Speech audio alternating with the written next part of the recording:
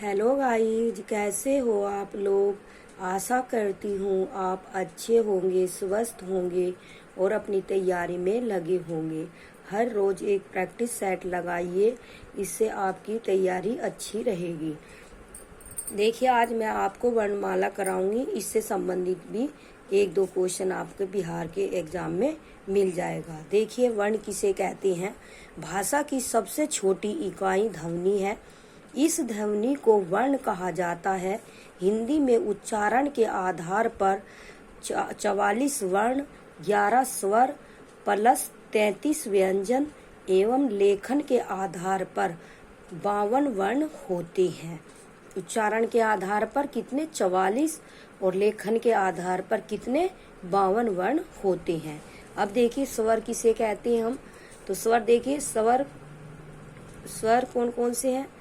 ए, आ, ई, बड़ी ई, ऊ, बड़ा ऊ, री, ए, आई, ओ, आउ, कुल 11 स्वर हैं। मात्राएं देखिए, ए की कोई मात्रा नहीं होती। और देखिए, ये मात्रा है, आ का डंडा है, ये छोटी की, ये बड़ी की मात्रा, ये छोटाओ की, ये बड़ाओ की, और ये री की, ये ए की, ये आई की, ये ओ की, ये आओ की। ठीक है। अनुस्वार, अनुस्वार कौन सा है? अंक है, ये अंक की गिनती है, इसे अनुस्वार बोलते हैं। जैसे अंश, अंदेशा, संपदा, हंस। तो ये कौन, इसे इस बिंदु को क्या बोलते हैं? अनुस्वार। अनुनासिक, अनुनासिक चंद्र बिंदु को बोलते हैं। ये चंद्र बिंदु जैसे हंसना, धुआं, चांद। तो इसका विसर्ग, विसर्ग किसे बोलते हैं? इसे ए के सामने दो बिंदु है और इसका मतलब होता है, विसर्ग का मतलब है। ठीक है, विसर्ग। जैसे अधय गति, अधय है आगे ना, है, अधय गति। दुख है, दुख, दुख है। मन, मन है, स्थिति। व्यंजन देख लीजिए, व्यंजन कौन कौन से हैं? कै वर्ग, कै वर्ग में कौन से आएंगे? कै, खे, गे, घे, डे। ये देखिए, च में वर्ग में च, छ, झ, ज, झ आई है। ट वर्ग में ट, ठे, डे, ढे, डे, ढे आने। द्विगुण व्यंजन ड और ढ हैं। पेपर में आ सकता है आपके द्विगुण व्यंजन कौन कौन से हैं? तो ड और ढ, ये दोनों हैं। त वर्ग में देखिए त, थ, द, ध, न। ये याद रखना है आपको, त वर्ग में कौन से आ रहे। और प वर्ग में देखिए प, फ, ब, भ, म। अंतस्थ में य, र, ल, व। उष्म, उष्म व्यंजन कौन से हैं? बड़ा से, पैटपटा से, छोटा से और है। संयुक्त व्यंजन देखिए, संयुक्त व्यंजन किस किस से? 4 होते हैं संयुक्त व्यंजन, और कैसे मिलकर बनते हैं ये देखिए। छ, त्र, अज्ञ, श्र। देखो, त्र किसे बनता है? क प्लस से, त प्लस र और ज प्लस आयत। ये याद रखना, इसमें हलंत चिन्ह लगा हुआ है और हलंत चिन्ह का मतलब होता है आधा। आधा इसमें क है और पूरा से है। तो क्या बन गया आपका? ये बन गया 6। क्या बन गया? 6। त्र का कौन सा? त आधा है और र पूरा है, और इसका बन गया त्र।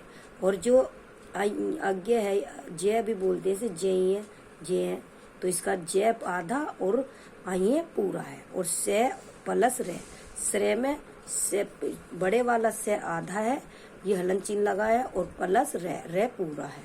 ठीक है। आगत देखिए, आगत व्यंजन कौन कौन से हुए? जय प्लस फ, ये आगत है। वर्णमाला एक सूक्ष्म परिप्रेक्ष्य में इस प्रकार दृष्टव्य है। स्वर वर्गीकरण। अब देखिए, स्वर का वर्गीकरण कैसे करेंगे।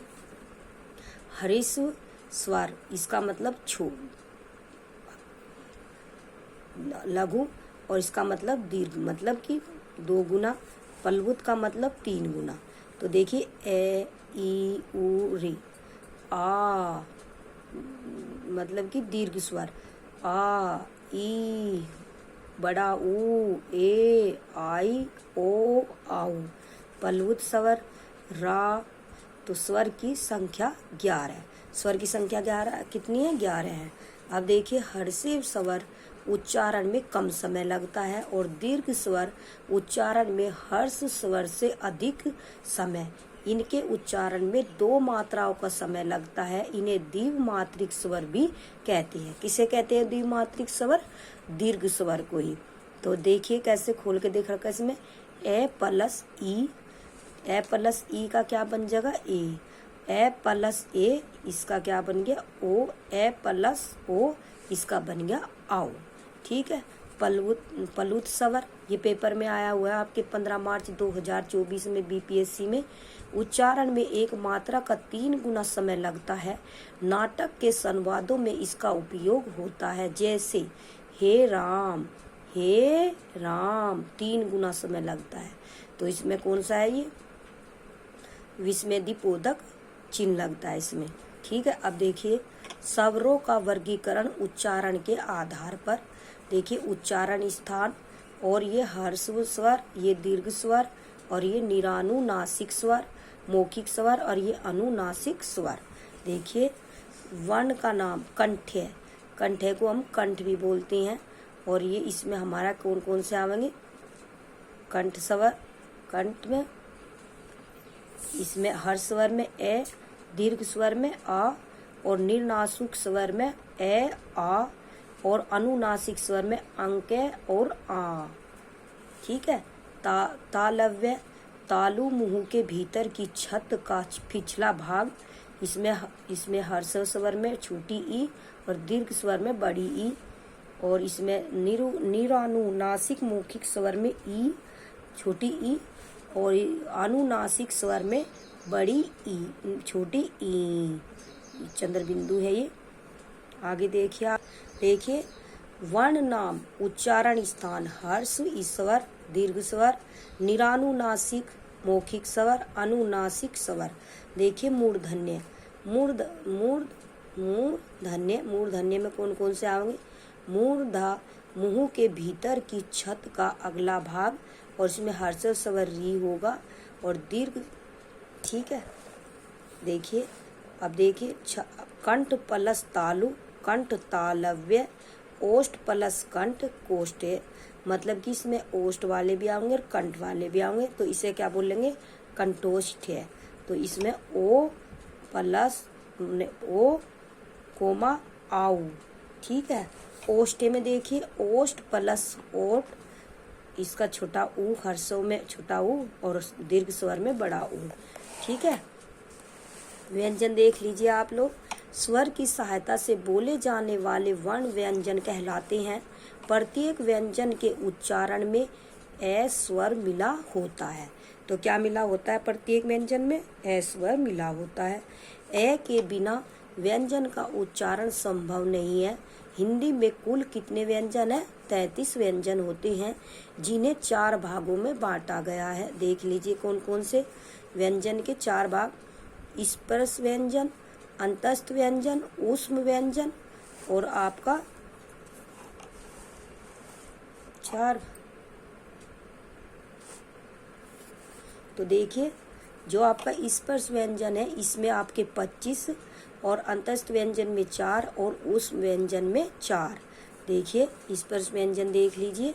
वे वर्ण जो जिह्वा के स्पर्श मात्र करने में ध्वनि का उच्चारण होता है, ये 5 वर्ग में बटे हैं, जिनका स्वरूप उच्चारण एवं ध्वनि के आधार पर इस प्रकार है।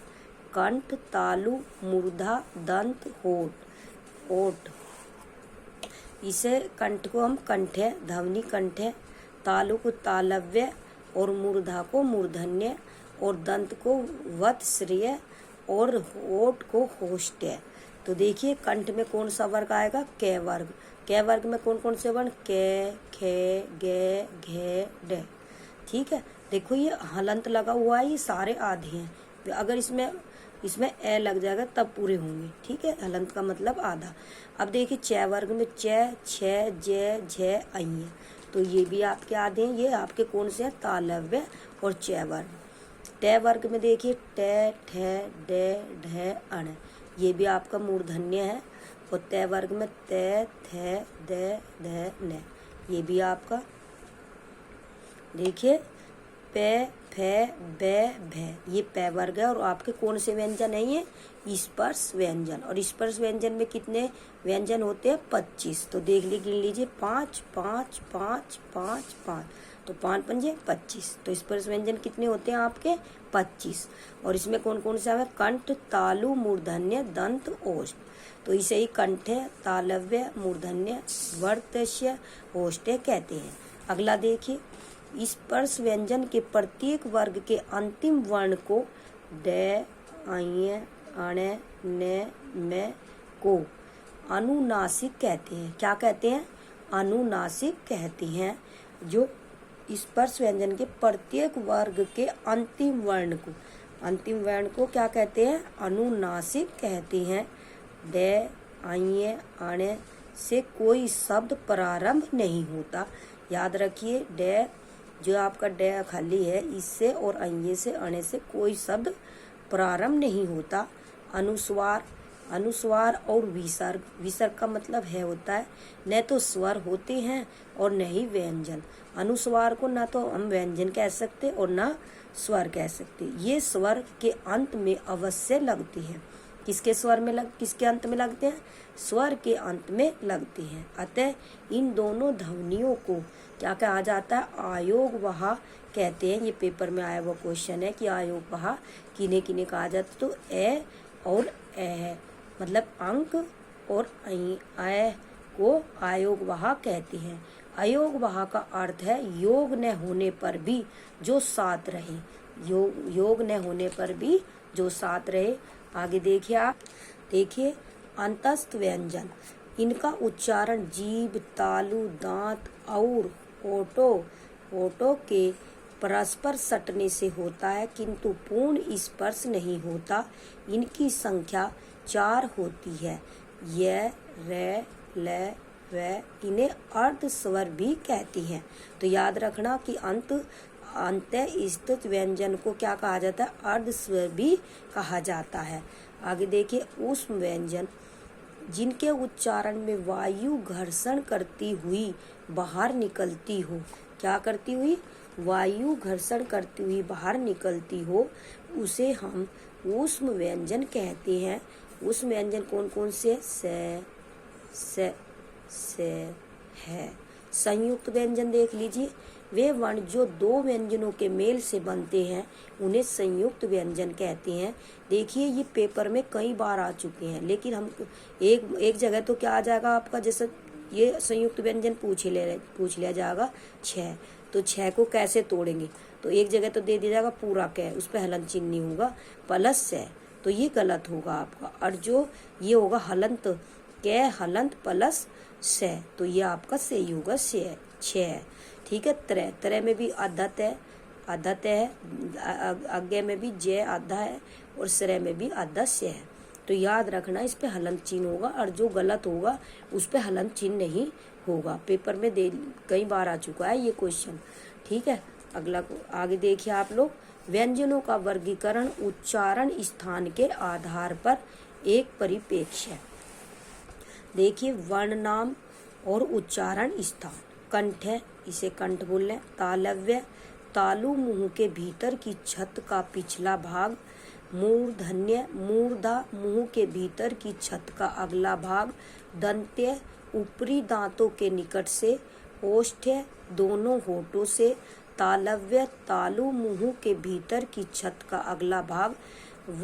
वतर्ष्य, दंत प्लस मसूड़ा दंत मूल से। और दंत्योष्ठ है, ऊपर के दांत प्लस निचला ओठ है ये ओठ। मूर्धन्य, मूर्धा प्लस मूर्धा भीतर की छत का अगला भाग। स्वर यंत्रीय, स्वर यंत्र कंठ के भीतर स्थित। उत्क्षिप्त, जिनके उच्चारण में जीभ ऊपर उठकर झटके के साथ नीचे को आए। देखिए, अघोष अल्पप्राण, अघोष महाप्राण, सघोष अल्पप्राण, सघोष महाप्राण, सघोष अल्पप्राण। देखिए कौन कौन से हुए। अघोष अल्पप्राण आपका पहला वर्ग का पहला वर्ण होगा। देखिए, जैसे कै, चे, टे, ते, पे। और ए घोष महाप्राण, ए घोष अल्प प्राण तो पहला हो गया, और ए घोष महाप्राण कौन सा होगा? दूसरा। वर्ण का व्यंजन वर्ग का दूसरा वर्ण। ख, छ, ठ, थ, फ, से। तो सगोष अल्प प्राण तीसरा, वर्ग का तीसरा वर्ण। ग, ज, ड, द, ब, य। और सगोष महाप्राण घ, झ, ड, ढ, ध, म। और सगोष अल्प प्राण नासिक्य ड, अञ, अण, न, म। तो समझ में आ गया आपका। अघोष अल्प प्राण तो पहला, वर्ग का पहला। अघोष महाप्राण का दूसरा। आगे देखिए आप लोग, विशेष आगत या गृहीत ध्वनियां के, ये बिंदु इसमें नुक्ता लगा हुआ है नीचे, क, ख, ग, ज, फ, आ। वर्णमाला स्वर एवं व्यंजन संक्षिप्त पुनरावलोकन। देखिए, स्वर जिन वर्णों का उच्चारण बिना किसी अवरोध के तथा बिना किसी दूसरे वर्ण की सहायता से होता है उन्हें स्वर कहते हैं। हर्ष स्वर जिन स्वरों के उच्चारण में कम समय लगता है उन्हें हर्ष स्वर कहते हैं। दीर्घ स्वर जिन स्वरों के उच्चारण में हर्ष स्वरों से अधिक समय लगता है उन्हें दीर्घ स्वर कहते हैं। हर्ष स्वर है ए, ई, उ, री। मूल स्वर है ए, ई, उ, री। ये वेरी वेरी इंपॉर्टेंट है, इन्हें देख लेना अच्छे से आप लोग। देखिए, दीर्घ स्वर कौन सा है आपका? आ, बड़ी ई, बड़ा ऊ, ए, आई, ओ, आओ। आगत स्वर है आ। अग्र स्वर है ई, बड़ी ई, ए, आई। याद रखना, आ जाता है पेपर में कि अग्र स्वर कौन से होते हैं। तो अग्र स्वर आपके छोटी ई, बड़ी ई, ए, आई। मध्य स्वर है आपके ए। पश्च स्वर है आ, छोटा ऊ, बड़ा ऊ, ओ, आऊ, आ, ओ। संवृत स्वर है आपके ई, बड़ा ऊ, छोटी ई, बड़ा छोटा ऊ। अर्ध संवृत है आपके ए, ओ। विवृत है आपके आ, ओ। अर्धविरित है आपके ए, ओ, आओ। व्यंजनों की संख्या 41 और स्पर्श व्यंजनों की संख्या 25। अंतस्थ व्यंजनों की संख्या 4 और ऊष्म व्यंजनों की संख्या 4। आगत व्यंजनों की संख्या 2, संयुक्त व्यंजनों की संख्या 4। कै वर्ग ध्वनियां हैं? ये 6 वर्ग ध्वनियां, ये आपको मैंने पढ़ा दिए, ये देख लीजिए। अंतस्थ व्यंजन है य, र, ल, व। और अर्ध स्वर है य, व। और लुंठित व्यंजन है रे। पार्श्विक व्यंजन है ले। और ऊष्म संघर्षी व्यंजन है से, बड़ा से, पेट पटा से है। उत्क्षिप्त व्यंजन है ड, ढ। अघोष वर्ण है प्रत्येक वर्ण के प्रथम और द्वितीय वर्ण तथा से, बड़ा से, पेट पटा से, छोटा से है। देखिए,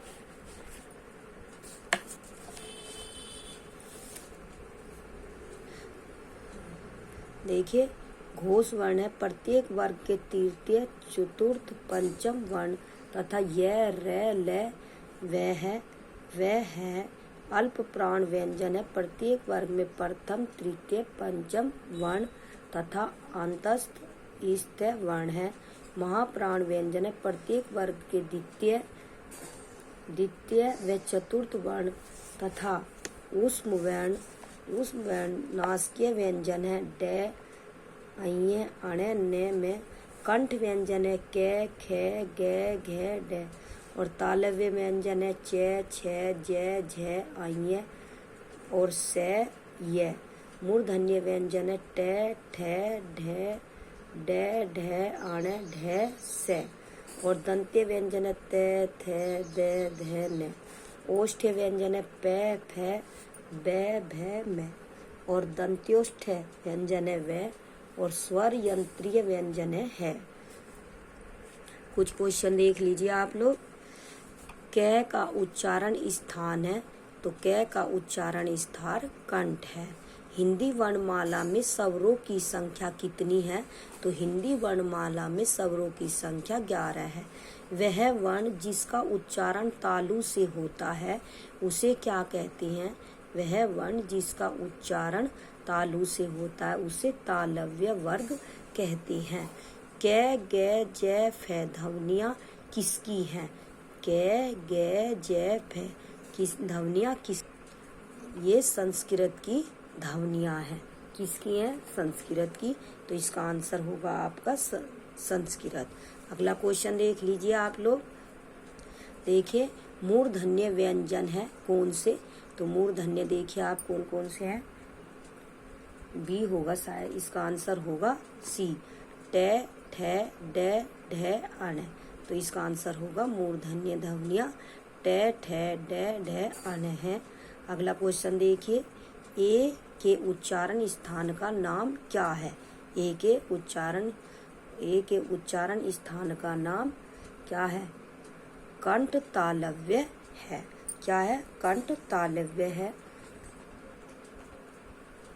अगला क्वेश्चन देखिए, कौन ऊष्म व्यंजन नहीं है? तो ऊष्म व्यंजन कौन नहीं है? से भी है, पेट पटा से भी है, से भी है और गे। तो इसका आंसर होगा सात। क्या नहीं है? सी नहीं है, गे नहीं है, ये कंठ व्यंजन है। अगला क्वेश्चन देखिए, संयुक्त व्यंजन गे बनता है। देखिए यही आ गया, मैंने बोला था ना इसमें हलंत चिन्ह आवेगा। तो जय और ये प्लस आई है। तो इसका आंसर क्या होगा आपका? बी। अगला क्वेश्चन देख लीजिए, किस क्रमांक में अंतस्थ व्यंजन है? तो अंतस्थ व्यंजन आपका ये है, ये वे, क्या है? ये और वे। तो इसका आंसर होगा बी। वह व्यंजन है, कौन सा वह व्यंजन? क्या है ये? उसमें महाप्राण है, अंतस्थ है, अघोष है। तो इसका आंसर होगा आपका क्या? इसका आंसर होगा अंतस्थ है। वह क्या है हमारा? अतंत व्यंजन। देखो ऊपर भी आया था ये और नीचे भी आ गया। तो अतंत अनंत अंत है। अगला क्वेश्चन देख लीजिए आप। देखिए निम्नलिखित में से कौन सा स्वर नहीं है? तो देखिए ए भी स्वर है, ओ भी स्वर है छठा ओ, और ए भी स्वर है, आइए स्वर नहीं है। तो इसका आंसर होगा बी। अगला क्वेश्चन देख लीजिए आप लोग, इनमें से कौन सा संयुक्त व्यंजन नहीं है? तो देखिए छ भी है, त्रै भी है, अज्ञे भी है और फै नहीं है। तो इसका आंसर आपका सी होगा। अगला क्वेश्चन देख लीजिए आप लोग, किस वर्ण का उच्चारण स्थान कंठ तालु है? तो कंठ तालु है, देखिए किसका है? तो इसका बी होगा इसका आंसर। ओ है छ, तो ये कंठ तालु पूछा उसने तो आई है, इसका आंसर होगा बी। याद कर लेना, इस टाइप के क्वेश्चन आते हैं। निम्नलिखित में से कौन टे वर्ग में नहीं है? तो टे वर्ग में कौन नहीं है? ठे भी है, तो इसका देखिए कौन सा नहीं होगा? अणे नहीं होगा, ते चौदह का ध्य। तो इसका आंसर होगा सी। ठीक है। अगला क्वेश्चन देख लीजिए, डॉक्टर शब्द की ओ ध्वनि किस भाषा से आई है? तो ये किससे आई है आपकी? ये आई है अंग्रेजी से। कहाँ से आई है? अंग्रेजी भाषा से आई है। अगला क्वेश्चन देख लीजिए, निम्नलिखित में से स्पर्श व्यंजन कौन सा है? तो स्पर्श व्यंजन आपका छ है। क्या है? डी। इसका आंसर होगा डी। अगला क्वेश्चन देख लीजिए आप, निम्नलिखित में से ऊष्म ध्वनि है। तो ऊष्म ध्वनि कौन सी है आपकी? ये आपकी से है। तो इसका आंसर होगा डी। अगला क्वेश्चन देखिए, हिंदी में स्वतंत्र रूप से बोले जाने वाले अक्षर क्या कहलाते हैं? तो इसका आंसर होगा स्वर बोले जाते हैं। अगला क्वेश्चन देखिए, वर्णमाला में संयुक्त स्वर कौन से हैं? तो वर्णमाला में संयुक्त स्वर आपके ए और आउ है। क्या है? ए और आउ। अगला क्वेश्चन देखिए आप, देखिए ए किन दो स्वरों से मिलकर बना है? तो ए प्लस ए से मिलकर बना है। यह वर्ण का उच्चारण स्थान है। तो क्या है? यह वर्ण का उच्चारण स्थान तालु है। तो इसका आंसर आपका क्या होगा? देखिए अञ्य वर्ण का उच्चारण स्थान है। तो अञ्य वर्ण का उच्चारण स्थान आपका क्या होगा? तालु। अञ्य वर्ण का उच्चारण स्थान है आपका क्या? तालु है। क्या है? तालु है। निम्न में से कौन सा वर्ण तालव्य और नासिकीय है? तालव्य और नासिकीय है। तो इसका आंसर होगा आपका क्या होगा? ए। क्या होगा? ए होगा, आइए होगा। अगला क्वेश्चन देख लीजिए आप लोग, देखिए निम्नलिखित ध्वनियों में से बताइए कि कौन सा वर्ण ओष्ठ्य नहीं है। तो इसका आंसर होगा ट। ट ओष्ठ्य नहीं है। 25 का क्वेश्चन देख लीजिए। उच्चारण स्थान की दृष्टि से क वर्ग के सभी वर्ण क्या कहलाते हैं। तो कंठ वर्ण कहलाते हैं। तो इसका आंसर होगा आपका बी। देखिए से मतलब बड़ा से, पेट बड़ा से, छोटा से है, कौन से व्यंजन कहलाते हैं। तो ये आपके कहलाते हैं ऊष्म व्यंजन कहलाती हैं। तो इसका आंसर क्या होगा बी। 26 का क्या होगा बी। निम्न में से की कंठ ध्वनियाँ कौन सी हैं। तो निम्न में से कंठ ध्वनियाँ आपकी क और ख हैं। क्या है, क और ख है। अगला क्वेश्चन देख लीजिए आप लोग। देखिए च, छ, ज, झ, आइए ये ध्वनियाँ क्या कहलाती हैं। तो ये ध्वनियाँ आपका तालव्य कहलाती हैं। हिंदी वर्णमाला में संयुक्त अक्षर कौन से हैं। तो हिंदी वर्णमाला में संयुक्त अक्षर आपके 6 त्रय अज्ञ है, अज्ञ है। हिंदी में मूलतः वर्णों की संख्या कितनी है। तो 52 है। वर्णमाला किसे कहेंगे। वर्णों के व्यवस्थित समूह को वर्णमाला कहते हैं। निम्न में से महाप्राण वर्ण कौन से हैं। तो ख और घ हैं। निम्न में से किन का उच्चारण तालु से होता है। तो तालु से होता है आपका झ, से और च वर्ग का। हिंदी शब्दकोश में ख का क्रम किस वर्ण के बाद आता है। तो इसके हिंदी शब्दकोश में ख का क्रम किस वर्ण के बाद आता है। तो क वर्ग के बाद आता है। तो इसका आंसर होगा ए। क्या होगा ए। देखिए निम्नलिखित में से कौन सा वर्ण उच्चारण मूर्धा नहीं है। तो इसका आंसर होगा आपका मूर्धा नहीं। निम्नलिखित में से कौन सा उच्चारण मूर्धा नहीं है। तो थ। निम्नलिखित में से कौन सा वर्ण उच्चारण स्थान तालु नहीं है। तो तालु नहीं है। कौन सा नहीं है उच्चारण स्थान तालु नहीं है। तो द। विसर्ग का उच्चारण किसकी भांति होता है। विसर्ग का उच्चारण उसके है की भांति होता है। तो इसका आंसर होगा है, मतलब कि डी। अगला क्वेश्चन देखिए। हिंदी में प्रत्येक वर्ग के अंतिम वर्ण का उच्चारण स्थान क्या कहलाता है। तो क्या कहलाता है अंतिम वर्ण का। तो इसका आंसर होगा नासिका। इसका देखिए स्वरों का जो रूप व्यंजनों के साथ जोड़ा जाता है उसे मात्रा कहते हैं। अगला क्वेश्चन देख लीजिए आप। च वर्ण का उच्चारण मुंह के किस भाग से होता है। तो च वर्ण का उच्चारण मुंह के तालु भाग से होता है। कौन सा व्यंजन नासकीय है। तो न नासकीय है। अगला क्वेश्चन देखिए। कौन सा स्वर्ग दीर्घ है। तो इसका आंसर होगा ए दीर्घ है। प वर्ग प, फ, ब, म का उच्चारण स्थान कहाँ है। तो इसका आंसर होगा ओष्ठ है। किस शब्द में री स्वर नहीं है। तो आपका होगा रिवाज में री स्वर नहीं है। निम्न में से कौन सा वर्ण स्पर्श संघर्षी है। तो इसका आंसर होगा 6।